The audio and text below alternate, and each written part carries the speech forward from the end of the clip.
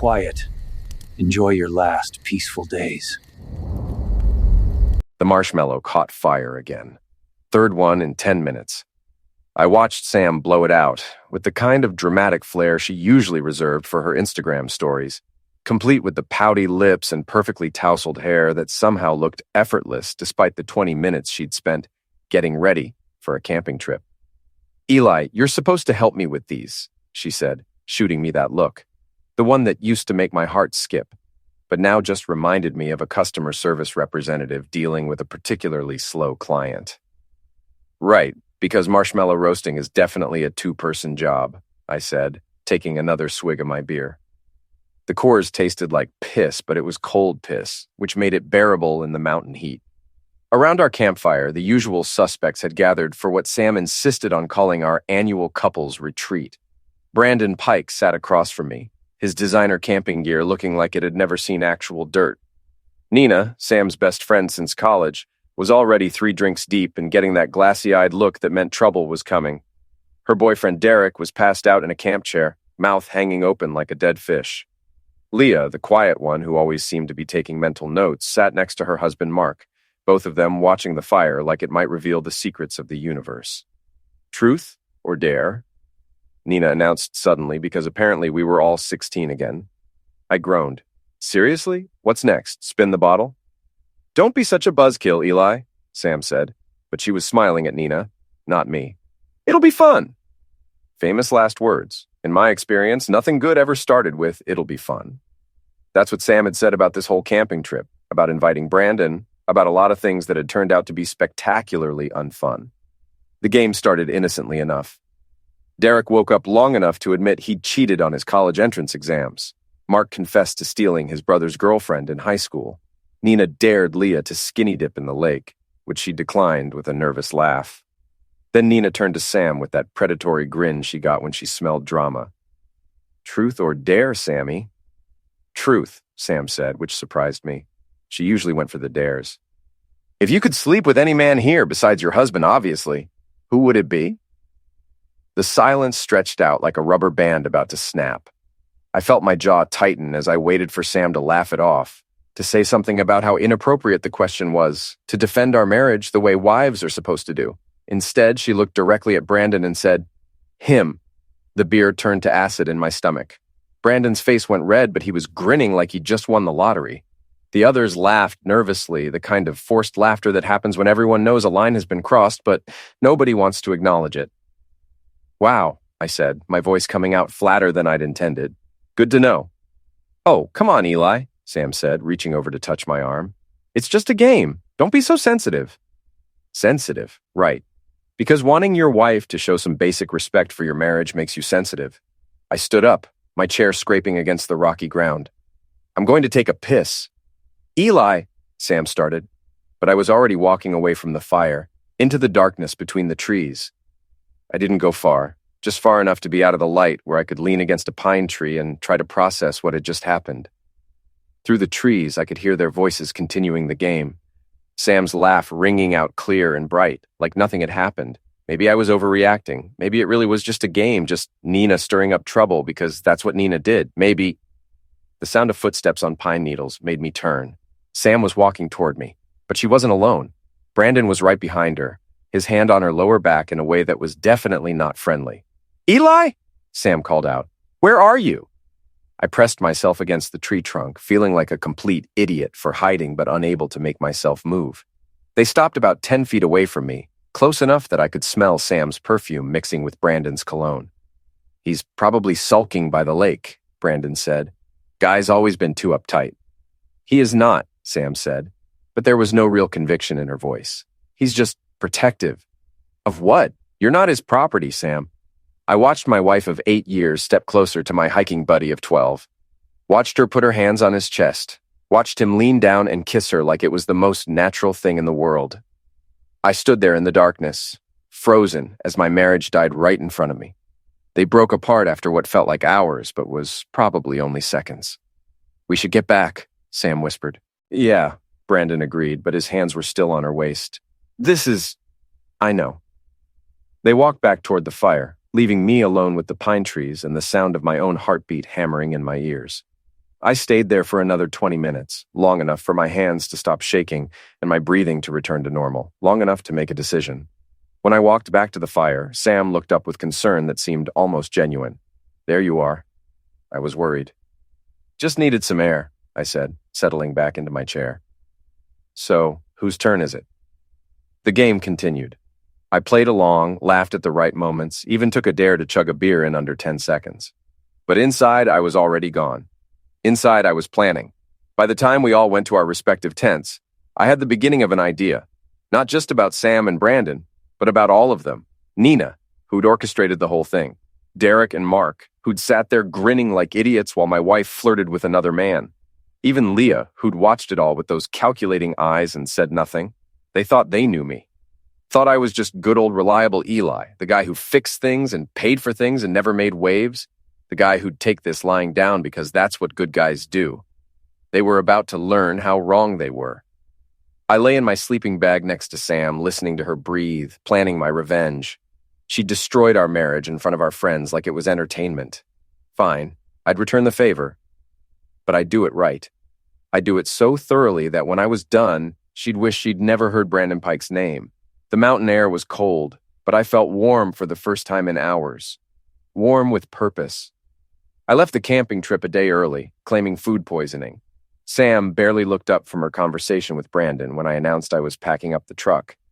"Feel better, honey?" she said, giving me a distracted kiss on the cheek. "Drive safe." The concern in her voice was about as genuine as a $3 bill, but I played along. "Will do. You kids have fun." The 3-hour drive home gave me plenty of time to think.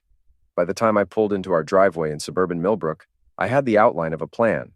It wasn't pretty, and it sure as hell wasn't nice, but then again, neither was watching your wife tongue wrestle your best friend while your other friends cheered them on. First things first, I needed help. Professional help. Jace Kowalski lived in a converted garage behind a house on the wrong side of town. We'd served together in Afghanistan, back when we were young and stupid enough to think we were saving the world. Now he was a private investigator with a drinking problem and a talent for finding dirt on people who thought they were too clean to have any. I found him hunched over his computer, surrounded by empty coffee cups and the kind of clutter that suggested organization was a foreign concept. "Eli fucking Mercer," he said without looking up. "What brings you to my palatial estate?" "I need a favor." "Course you do. Nobody visits me for my sparkling personality."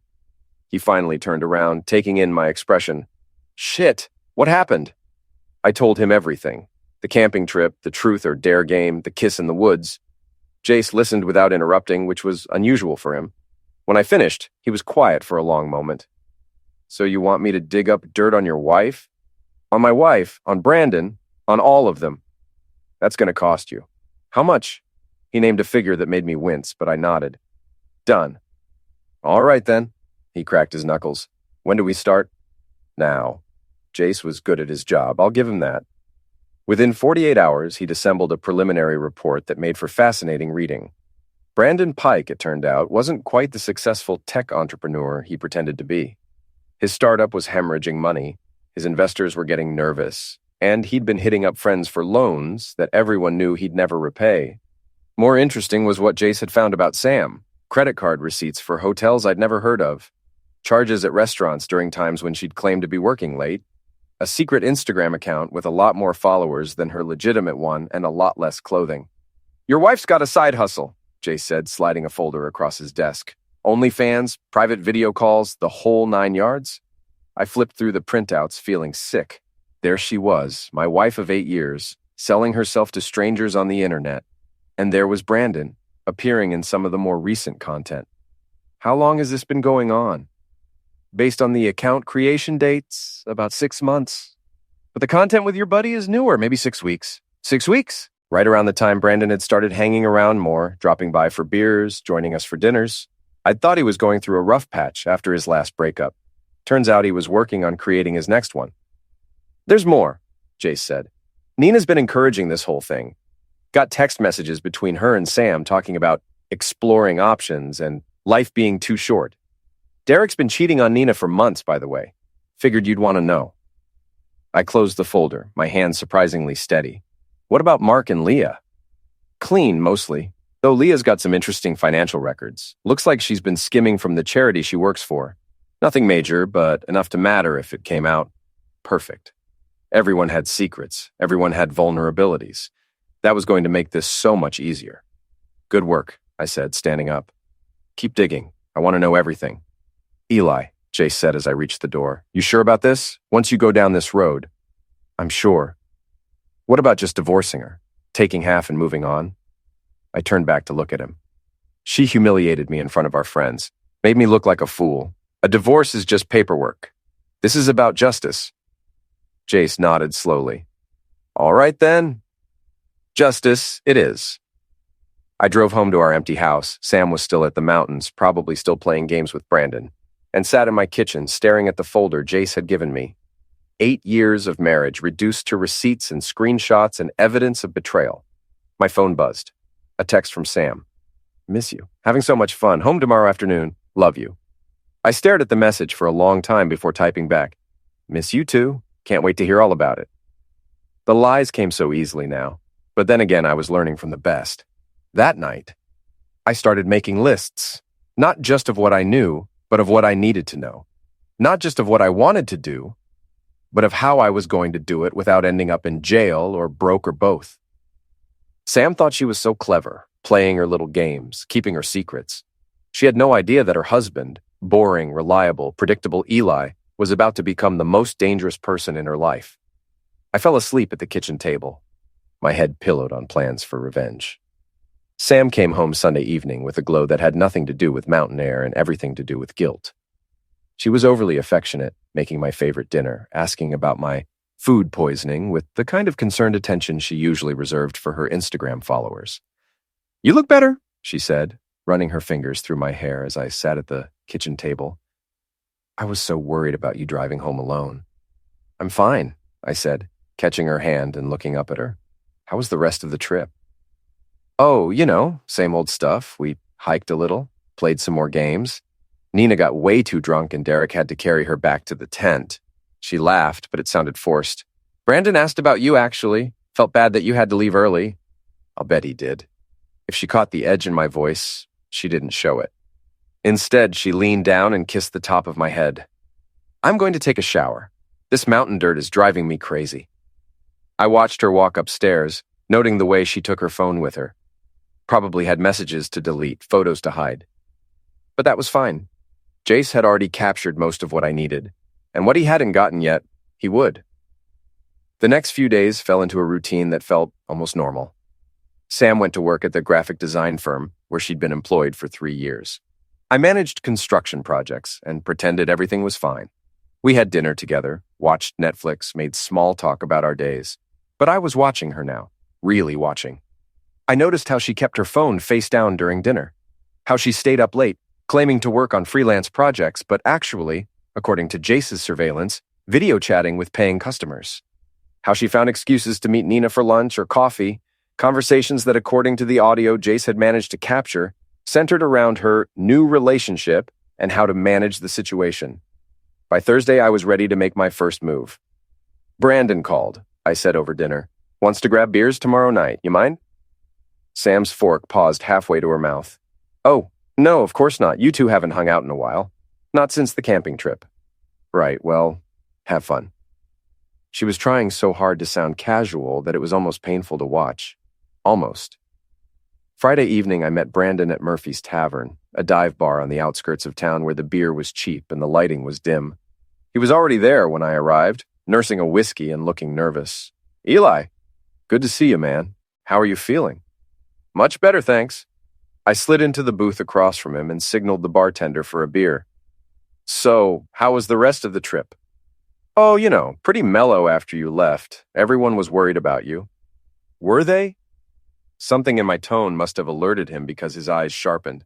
Yeah, man, of course. We're friends. Friends?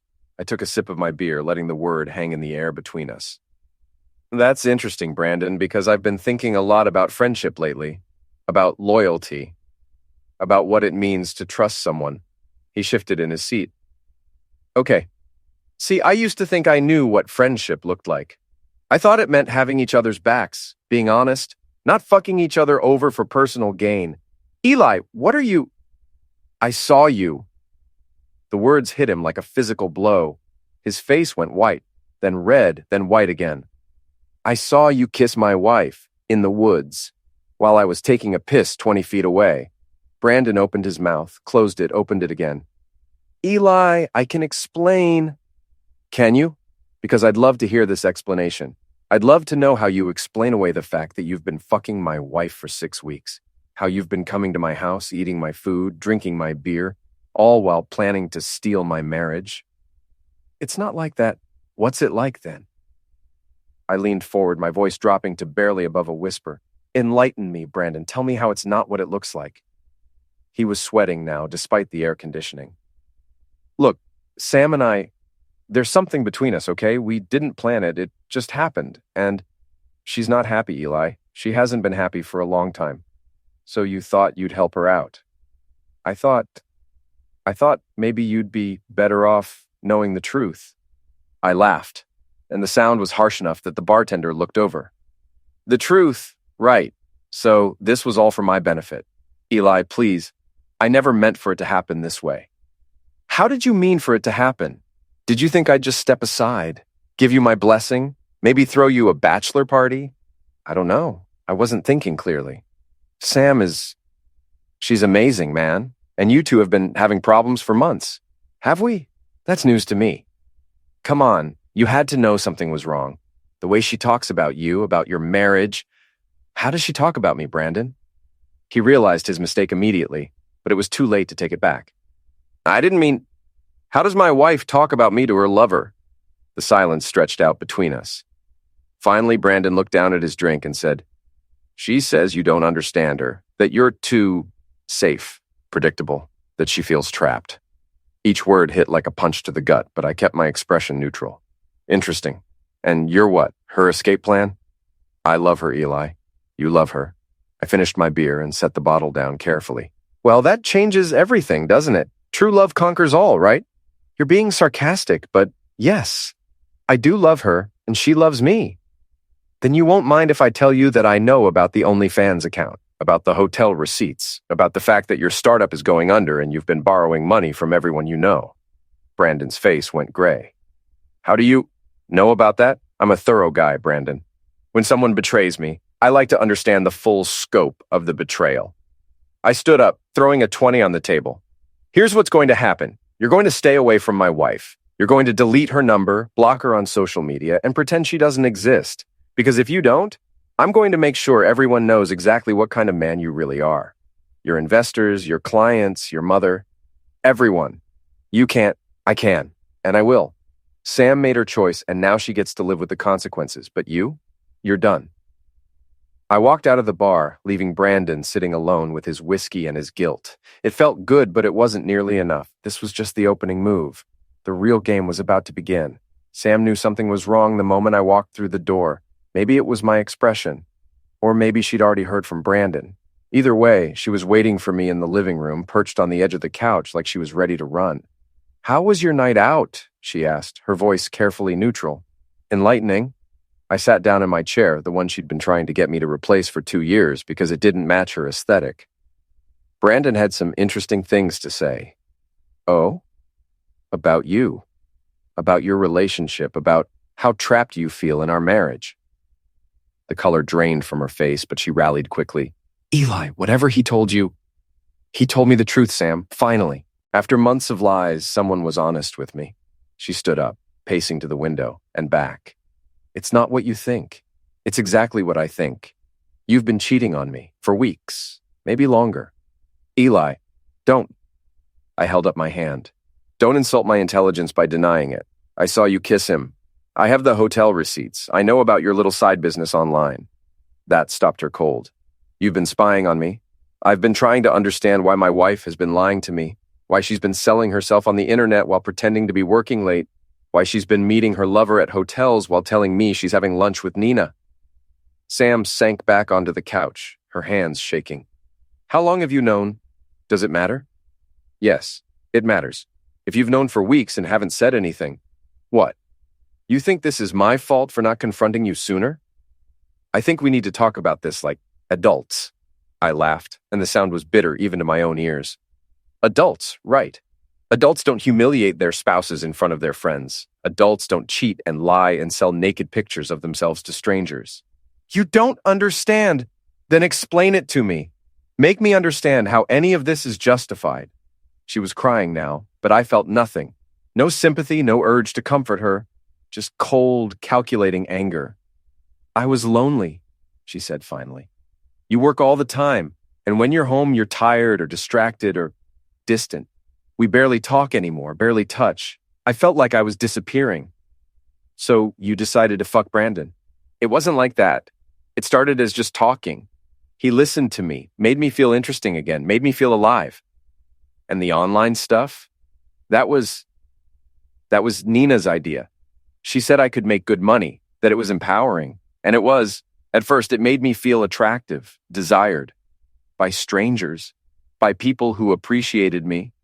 And I don't? When was the last time you told me I was beautiful? When was the last time you surprised me with anything? When was the last time we had a real conversation about anything other than bills or schedules or home repairs? Her words hit their mark, and for a moment I almost felt guilty. Almost. Then I remembered Brandon's hands on her waist, her laugh as she flirted with him in front of everyone, the photos Jace had shown me of her with other men. So, this is my fault. It's both our faults. Our marriage has been dying for months, Eli. We both know it. I didn't know it. I thought we were going through a rough patch. I thought we'd work through it. How? We never talk about anything real anymore. We're talking now. Because you caught me. Because you hired someone to spy on me. I stood up, suddenly too restless to sit. What did you expect me to do, Sam? Just ignore the fact that my wife was acting like a stranger? Just pretend everything was fine while you planned your exit strategy? I wasn't planning anything. I was just exploring. Exploring. Right. And Brandon, what was he exploring? He loves me. He's using you. His business is failing. He's broke and he's desperate. You're a distraction, maybe a meal ticket if he can convince you to leave me and take half of everything we've built. That's not true. Isn't it? Has he asked you to leave me yet? Has he made any promises about your future together? Her silence was answer enough. He has, hasn't he? What did he promise you, Sam? That you'd run away together? That he'd take care of you? Stop it. With what money? His startup is hemorrhaging cash. He's been borrowing from everyone he knows just to keep the lights on. What exactly is he offering you besides great zecs and empty promises? I said stop it. Why? Because you're starting to realize you've been played? That your great love affair is just another lie? She was sobbing now, her carefully applied makeup running down her cheeks. A part of me wanted to comfort her, to hold her and tell her we could work through this. But that part was getting smaller by the minute. What happens now? She asked finally. Now you have a choice. You can end it with Brandon, delete your accounts, and we can try to rebuild our marriage. Or you can pack your things and leave. Those are my only options. Those are the only options I'm willing to consider. She looked at me like she was seeing me for the first time. What happened to you? You're not the man I married. The man you married trusted you, believed in you, thought you were worth fighting for. You eliminated him, Sam. This is who's left. She stood up, wiping her eyes with the back of her hand. I need time to think. You have until tomorrow night. After that, I'm filing for divorce. Eli, I'm done talking. I'm done being understanding. I'm done being the good guy while you and your friends treat me like a joke. Our friends watched you flirt with Brandon and said nothing. Nina encouraged you to cheat. Derek and Mark sat there grinning while you humiliated me. They're not my friends anymore. And after I'm done with them, they won't be yours either. Something in my voice must have scared her because she took a step back. What are you going to do? Whatever I have to do. She stared at me for a long moment, then turned and walked upstairs. I heard our bedroom door close, then the sound of her moving around, opening drawers and closets. I sat back down in my ugly chair and waited. An hour later, she came back downstairs with a suitcase and her laptop bag. I'm going to stay with Nina for a few days. To think, good idea. Give her my regards. She paused at the door. I did love you, Eli. I still do, in my way. Your way isn't good enough anymore. After she left, I poured myself 3 fingers of bourbon and called Jace. She's gone, I said when he answered. For good? We'll see. How's the research coming? I've got enough dirt to bury all of them. When do you want to start? I looked around our empty house. at the photos of happier times, at the life we'd built together that was now just evidence in a divorce case. Tomorrow, I said. We start tomorrow. Nina's apartment was in one of those trendy complexes downtown where young professionals paid too much rent to feel sophisticated. I knew Sam was there because Jace had been tracking her phone, and I knew Nina would be at work because I'd called her office pretending to be a client. I didn't break in. I didn't have to. The apartment manager was happy to let me wait in the lobby when I explained that I was Nina's friend's husband and needed to pick up some of my wife's things. Amazing how a wedding ring and a sad story could open doors. When Nina walked in at 6:30, she found me sitting in the lobby reading a magazine like I belonged there. Eli? What are you doing here? Waiting for you. We need to talk. She glanced toward the elevators like she was thinking about making a run for it. I don't think that's a good idea. Sam said you two are having problems. Sam said a lot of things, most of them lies. Look, whatever's going on between you and Sam involves you directly. I stood up, noting how she took an instinctive step backward. You encouraged her to cheat. You suggested the OnlyFans account. You've been coaching her through this whole thing? I don't know what you're talking about. Sure you do. I have the text messages, Nina. All of them. The ones where you tell her life's too short to be unhappy. The ones where you help her set up hotel meetings. The ones where you call me boring and predictable and tell her she deserves better. Her face went white. How did you get your private messages? I'm very motivated, Nina, and I have resources you don't know about. You can't just spy on people. Watch me. I pulled out my phone and showed her a screenshot of a conversation between her and Sam from 2 weeks ago. This is where you tell her that Brandon is totally into her and she should go for it. This is where you volunteer to be her alibi for their first hotel meeting. Nina grabbed for the phone, but I pulled it back. Those are private. So was my marriage, but that didn't stop you from helping destroy it. Sam was miserable. You never paid attention to her, never made her feel special. All you cared about was work and your stupid construction projects. So you decided to help her have an affair instead of maybe suggesting marriage counseling. She tried to talk to you. You never listened. When? When did she try to talk to me? Nina opened her mouth, then closed it. I don't remember specifics, but because it never happened. Sam never tried to talk to me about problems in our marriage. She just started fucking my friend and selling herself online. With your encouragement, I was being a good friend. You were being a drama-seeking witch who wanted to live vicariously through someone else's affair. The words hit her like a slap. You can't talk to me like that. I can talk to you however I want. Because here's what's going to happen, Nina. You're going to stop helping Sam destroy my marriage. You're going to stop giving her advice about her relationship with Brandon. And you're going to start being honest about your own problems. What problems? I smiled, and I could see it made her nervous. Derek's been cheating on you for months. Hotel charges on his credit card, phone calls to a woman named Jennifer who works at his gym. They've been meeting twice a week for the past 3 months. The blood drained from her face. That's not true. It's completely true. I can show you the evidence if you want. Photos, credit card records, phone logs. Derek's not very careful about covering his tracks. You're lying. Am I? When was the last time Derek worked late on a Tuesday? When was the last time he went to the gym on Thursday evenings but came home without his workout clothes being sweaty? She was shaking now, her hands clenched into fists. Why are you doing this? Because you helped ruin my marriage, and now I'm returning the favor. Because you thought it was fun to play with other people's lives, and now you get to see how it feels. I never meant. You never meant to get caught. None of you did. You all thought I was too stupid or too trusting to figure out what was happening right in front of me. Eli, please. Here's what's going to happen. You're going to tell Sam that helping her cheat was a mistake. You're going to encourage her to work things out with me or end our marriage cleanly without drama. And you're going to stay out of it from now on. And if I don't, then I send Derek the photos of you and that bartender from Murphy's Tavern. The ones from last month when you thought Derek was working late, but he was actually with Jennifer. Her mouth fell open. How could you possibly know about that? I told you, Nina, I'm very motivated, and I have good help. I stood up to leave, then turned back. Oh, and Nina, you might want to get tested. Jennifer's been with at least 3 other guys in the past month, and Derek's not using protection. I left her standing in the lobby, staring after me with a mixture of fear and hatred. It felt good. Not as good as I'd hoped, but it was a start. My phone rang as I was walking to my truck. Sam. What did you do to Nina?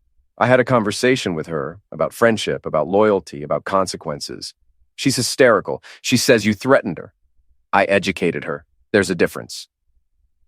Eli, this has to stop. Whatever you think you're accomplishing, I'm accomplishing exactly what I set out to accomplish. I'm showing all of you what happens when you fuck with someone who's smarter than you thought. This isn't you. This isn't who you are. This is exactly who I am.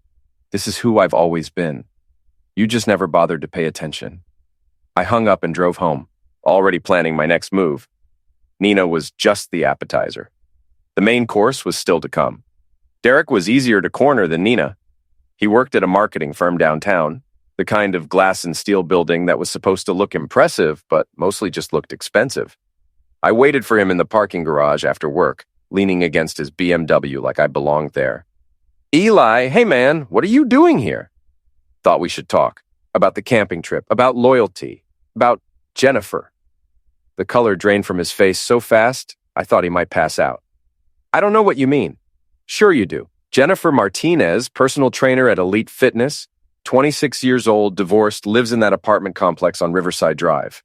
Ring any bells? Derek looked around the parking garage like he was hoping for rescue, but we were alone except for the concrete pillars and the smell of exhaust fumes. How do you know about Jennifer? Same way I know about the hotel room you rented last Tuesday. Same way I know about the credit card charges at Victoria's Secret for lingerie that definitely wasn't Nina's size. Jesus Christ, Eli. What do you want? I want you to understand something. While you were sitting around that campfire watching my wife flirt with Brandon while you were grinning like an idiot when she said she wanted to fuck him, you were cheating on your own girlfriend. That's different. How is it different? Nina and I aren't married. We don't have the same commitment. You live together. You share bills. You've been together for 3 years. But you don't think that means anything? It's complicated. No, it's simple. You're a cheater and a hypocrite. You thought it was hilarious when Sam humiliated me, but you've been doing the same thing to Nina for months. Derek leaned against his car, suddenly looking older than his 32 years. Look, Nina and I, we're not right for each other. We both know it.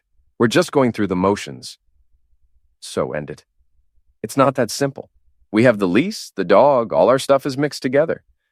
So you decided to cheat instead of being an adult about it. I didn't plan for it to happen. Jennifer and I just connected, you know? She gets me in a way Nina never has. Spare me the romantic bullshit. You wanted to fuck someone new, so you did. At least own it. Derek straightened up, some of his confidence returning. Fine. Yeah, I cheated. So what? What are you going to do about it? I'm going to give you a choice. You can tell Nina about Jennifer yourself, or I can tell her. But either way, she's going to find out. You bastard. Probably, but I'm an honest bastard, which is more than I can say for you. Why do you care? Nina's not your wife. Nina helped destroy my marriage. She encouraged Sam to cheat, gave her advice on how to do it, provided alibis for their meetings. She thought it was fun to play with other people's relationships.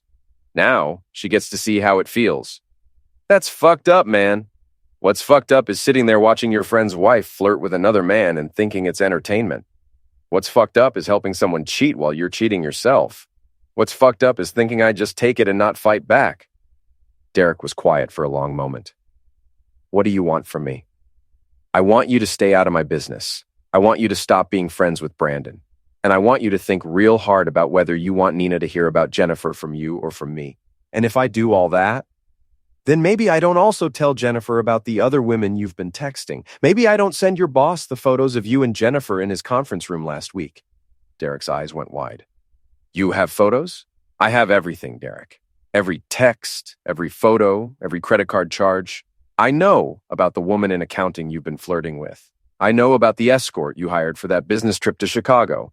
I know things about you that you've forgotten you did. This is insane. This is thorough. This is what happens when you underestimate someone. I pushed off from his car and started walking toward my truck. You have until tomorrow night to tell Nina.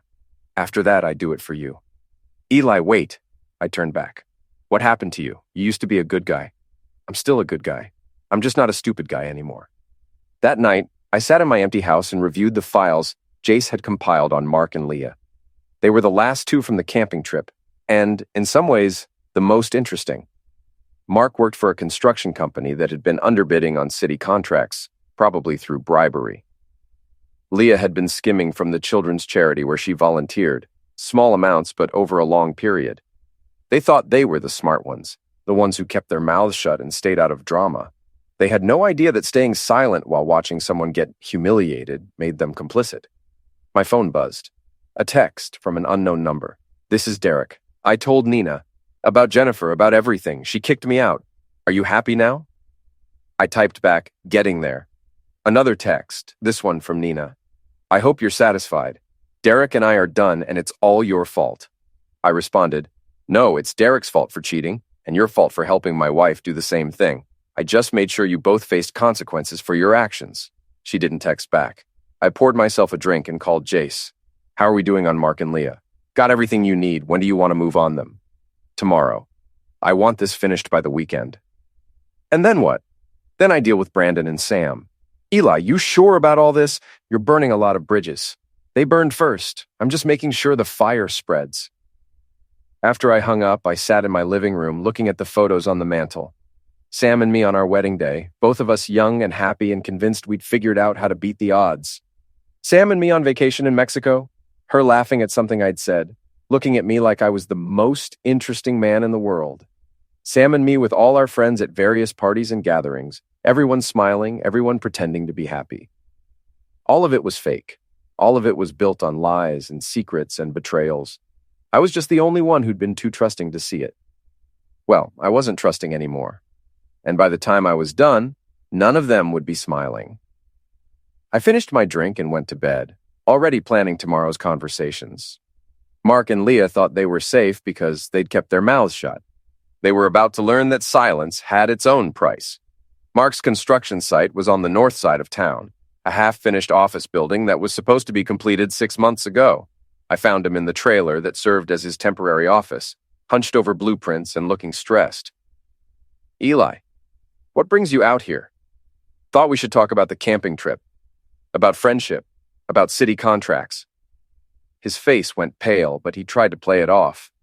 "I don't know what you mean about contracts." "Sure you do. Consolidated Municipal Services has been winning an awful lot of bids lately, always coming in just under the competition. That's quite a coincidence." "We're just competitive. You're just corrupt. Your boss has been paying off City Councilman Roberts for inside information on competing bids. $50,000 over the past year funneled through your company's books as consulting fees." Mark set down his pencil very carefully. "Even if that were true, it wouldn't have anything to do with you." "It has everything to do with me.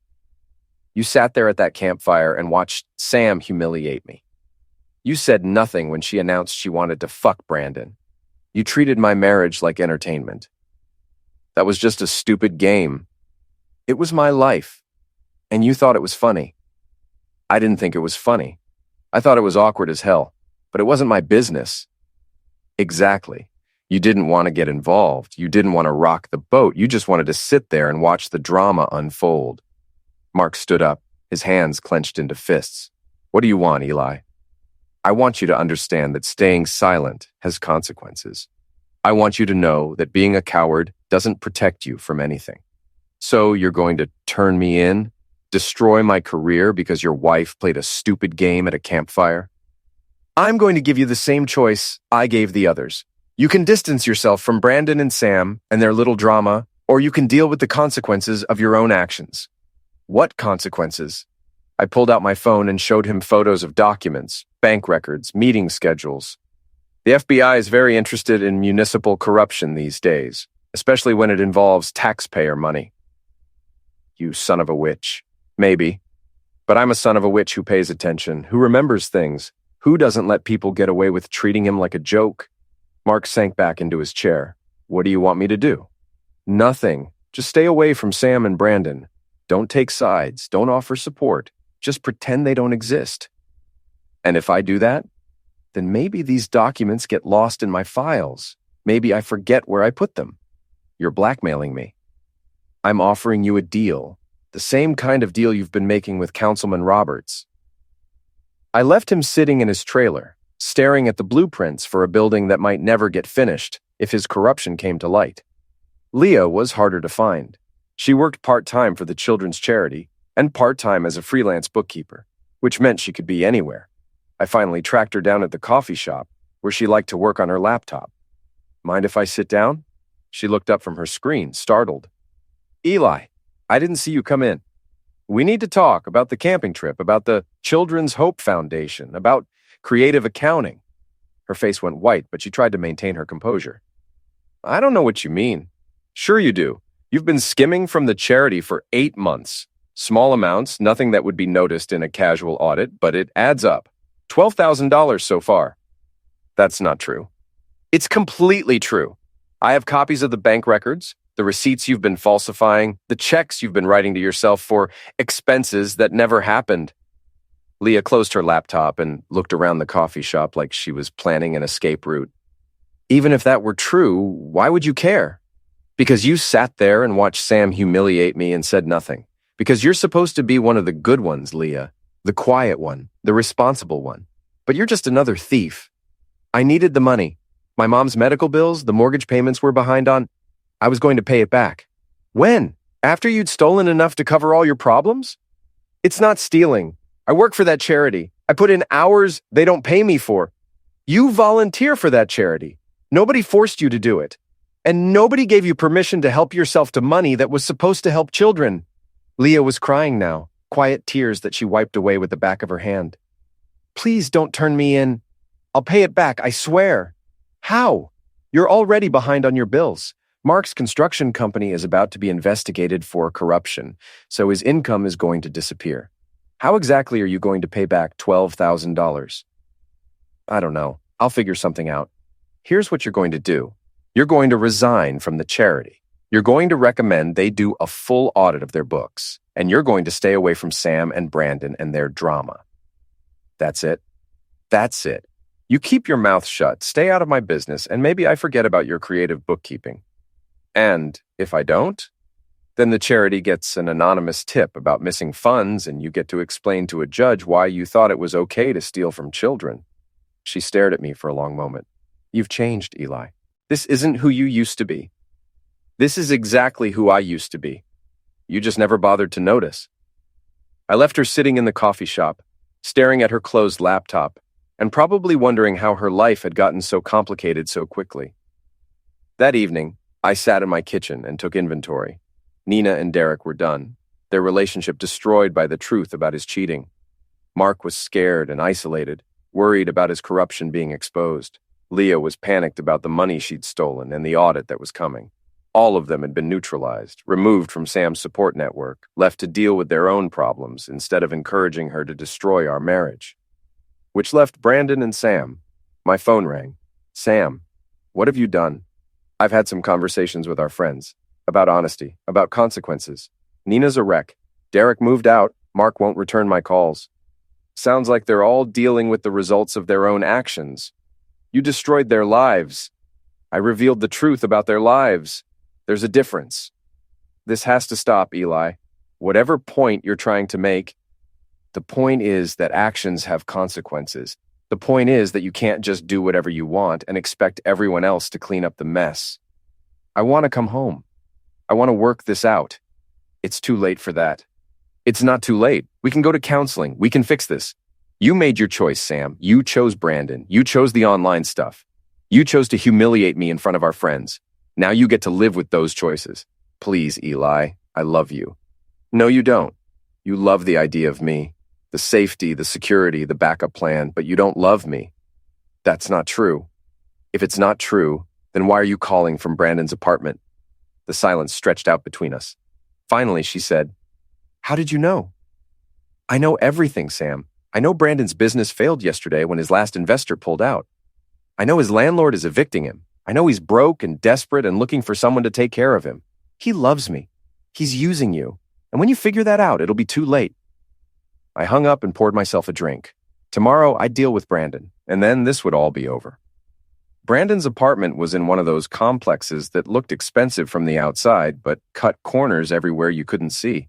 I found him loading boxes into his car, probably everything he owned that was worth keeping. "Moving day."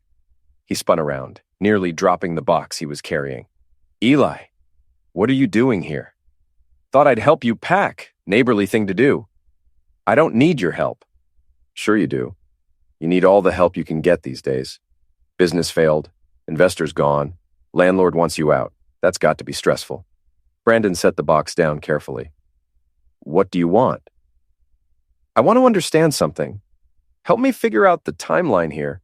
When did you decide to go after my wife? Was it before or after your company started failing? It wasn't like that, wasn't it?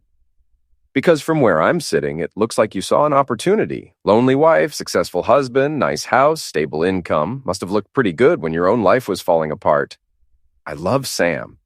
You love what Sam represents. Security, a way out of your problems. Someone else to pay the bills while you figure out your next move? Brandon's hands clenched into fists. You don't know what you're talking about. Don't I? Tell me, Brandon, what's your plan here? Sam leaves me, takes half of everything in the divorce, and then what? You two ride off into the sunset together? Something like that. With what money? Sam's a freelance graphic designer who just lost her biggest client. Her OnlyFans account is about to be shut down when her family finds out about it. And you're unemployed and about to be homeless. What exactly are you two going to live on?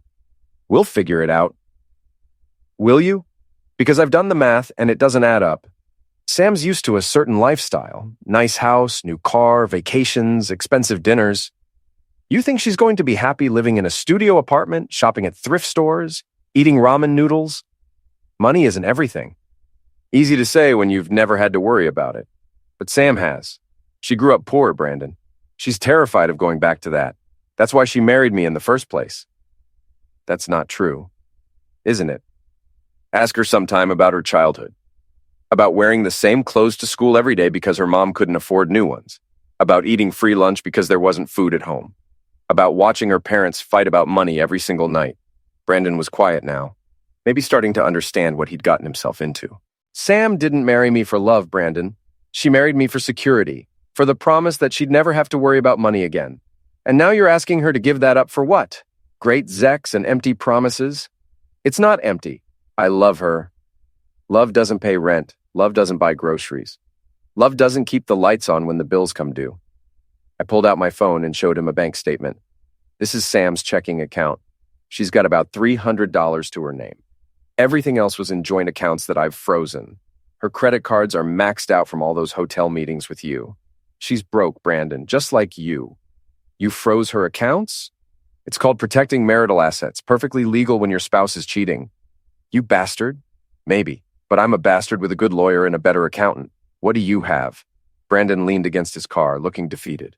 What do you want from me? I want you to understand what you've done. You didn't just steal my wife, Brandon. You destroyed her life. When this is over, she'll have nothing. No money, no friends, no family support. Just you and your empty promises. I'll take care of her. How? You can't even take care of yourself. I walked closer, close enough that he had to look up at me. Here's what's going to happen. You're going to disappear, leave town, change your number, start over somewhere else. And you're going to leave Sam alone.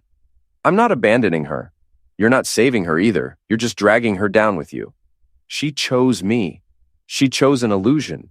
She chose the fantasy you sold her about being rescued from her boring life. But fantasies don't last, Brandon. Reality always wins in the end. And what's reality? Reality is that you're a failed entrepreneur who seduced a married woman because you were too proud to admit your life was falling apart. Reality is that Sam is about to lose everything because she believed your lies. Reality is that both of you are going to end up alone and broke and wondering how it all went so wrong. Brandon was quiet for a long moment. You really hate us, don't you? I don't hate you. I pity you. You had a chance to be a decent person, to be a real friend. Instead, you chose to be a parasite, and now you get to live with the consequences. I turned to walk away, then stopped. Oh, and Brandon? Sam's parents are flying in tomorrow. They're very interested in meeting the man who destroyed their daughter's marriage. I gave them your address. You what? Sam's father is a retired Marine. Her brother works for the sheriff's department. They're old-fashioned guys who believe in protecting family honor. It should be an interesting conversation. I left him standing in the parking lot, probably wondering if he had enough gas money to get out of town. That night, I sat in my empty house and waited. At 11:30, my phone rang. Eli, please, you have to call off my parents. I didn't call them on, Sam. I just told them the truth about what's been happening. They decided to visit on their own. My dad is talking about driving over to Brandon's place with a baseball bat. That would be illegal. I hope you told him that. This isn't funny. You're destroying everything. I'm not destroying anything. I'm just letting everyone see what was already broken. I want to come home. No. Please, Eli, I'll end it with Brandon. I'll delete the accounts. I'll do whatever you want. It's too late for that. It's not too late. We can fix this. We can't fix anything, Sam. You broke it. You broke us. And you can't unbroke something just because the consequences are uncomfortable. I made a mistake. You made a series of choices. Over months, you chose to cheat. You chose to lie. You chose to humiliate me. Those weren't mistakes. They were decisions. People make bad decisions. It doesn't mean we can't work through it. Some decisions can't be worked through. Some things, once broken, stay broken. She was crying now, the kind of desperate sobs that might have moved me a week ago. Now they just sounded like noise. What am I supposed to do? You're supposed to live with your choices. You wanted excitement. You wanted passion. You wanted to feel alive. Congratulations. How does it feel? It feels terrible. Good. Maybe next time you'll think before you destroy someone's life for entertainment. I hung up and turned off my phone. Tomorrow, the divorce papers would be filed. Tomorrow, Sam would have to face her parents and explain how she'd thrown away 8 years of marriage for a man who was probably already halfway to another state. Tomorrow, this would all be over. But tonight, I sat in my empty house and felt something I hadn't felt in months. Peace. Not happiness, not satisfaction, just peace. The kind that comes from knowing you've fought back, that you've made them all pay for what they did. Sam had wanted to feel alive. Well, now she was about to find out what that really meant. # epilogue. Ashes to ashes. 6 months later, I was sitting in Murphy's Tavern, the same dive bar where I'd confronted Brandon, when Jace walked in and slid into the booth across from me. Thought you might want an update, he said, signaling the bartender for a beer. I'm listening. Nina's working at a call center now. Derek moved to Phoenix, last I heard. Mark's company went under when the FBI investigation hit. He's working construction for someone else now, making about half what he used to. And Leah? Paid back the money she stole, but the charity still pressed charges. She got probation and community service. Mark left her, by the way. Couldn't handle the shame. I took a sip of my beer. What about Brandon? Disappeared completely. Heard he might be in Seattle, working at a tech support call center, using a different name. And Sam? Jace was quiet for a moment. You sure you want to know? I'm sure. She's living with her parents, working at a department store in the mall.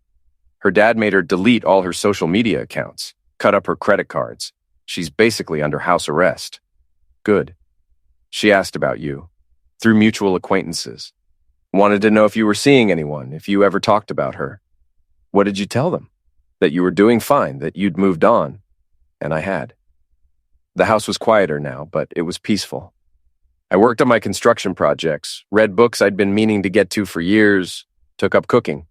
I'd even started dating again. Nothing serious, but it was nice to spend time with women who didn't lie to me or treat me like a backup plan. Any regrets? Jace asked. I thought about it for a moment. About the divorce? No. About the way I handled it? Maybe. I could have just walked away, let them all destroy themselves without my help. But you didn't. No, I didn't. They humiliated me, treated my marriage like entertainment, helped destroy the most important relationship in my life. And they thought, I'd just take it because that's what nice guys do. But you're not a nice guy anymore. I'm not a doormat anymore. There's a difference. Jace raised his beer. To not being a doormat. To consequences, I countered. We drank in silence for a while, watching the other patrons play pool and argue about sports. Normal people living normal lives, not plotting revenge or destroying marriages or selling themselves online for validation. You know what the funny thing is? I said finally. What's that?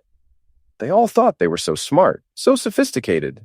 They thought they understood how the world worked, how relationships worked, how people worked. But they didn't understand the most basic thing of all, which is that actions have consequences, that you can't just do whatever you want and expect everyone else to clean up the mess, that treating people badly will eventually catch up with you. And now they know. Now they know. I finished my beer and stood up to leave. Thanks for the update, Jace, and thanks for the help. Anytime. Though I hope there won't be a next time. There won't be. I'm done with revenge. Done with looking backward, time to focus on what comes next. I walked out into the evening air, feeling lighter than I had in months. Sam had wanted to feel alive, to escape the boring predictability of our marriage. Well, she'd gotten what she wanted. Her life was certainly unpredictable now. As for me, I was learning to appreciate boring. Boring was honest. Boring was reliable. Boring didn't cheat on you or lie to you or humiliate you in front of your friends. I drove home to my empty house, my quiet life, my fresh start. Tomorrow I had a date with a woman I'd met at the bookstore, a teacher who'd been divorced for 2 years and understood that trust was something you earned, not something you took for granted. Maybe it would work out, maybe it wouldn't. But either way, I'd learned something important. I didn't have to be a sufferer. I didn't have to just take it when people treated me badly. I could fight back. I could make them pay. I could burn their lives down just as thoroughly as they'd burned mine. Sam had wanted to play with fire. In the end, she was the one who got burned. Ashes to ashes, as they say. Some vows are meant to be broken.